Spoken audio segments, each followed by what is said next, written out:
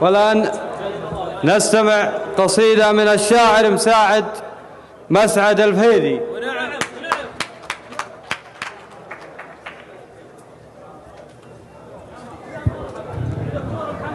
السلام عليكم ورحمة الله وبركاته.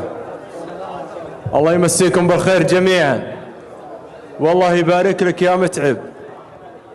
ويقول من شفت جنح الليل بين سماره، ازدحمت براسي طروق ومواويل، اخذت في جزل القصيد استداره واخترت ما يطرب سموع الرياجيل.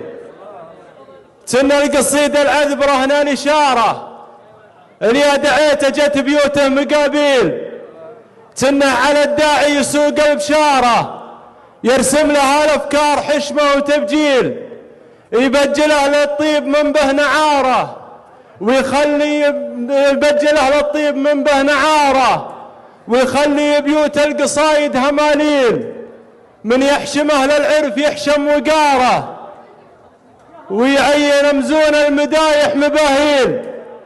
العرف للرجال مثل الاماره، يقدمه بين رجال الحلاحيل. المرجله تتعب وتبغى جساره، يعني على ما قيل تبغى قوي حيل. خذها يا متعب في صريح العباره، خذها يا متعب في صريح العباره، شرواك يا نسل رجال المشاكيل. خذها يا متعب في صريح العباره، شرواك يا نسل رجال المشاكيل.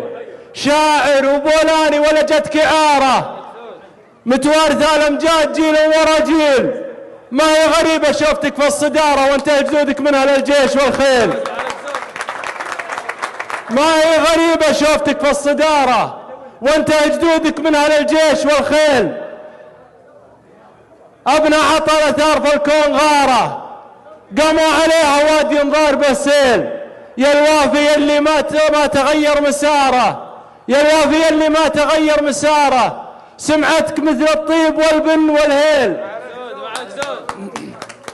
يا الوافي اللي ما تغير مساره، سمعتك مثل الطيب والبن والهيل. حر ما جاء في دين راعي الصقاره، عينه على اللي ما تجي في الدرابيل. سلامتكم.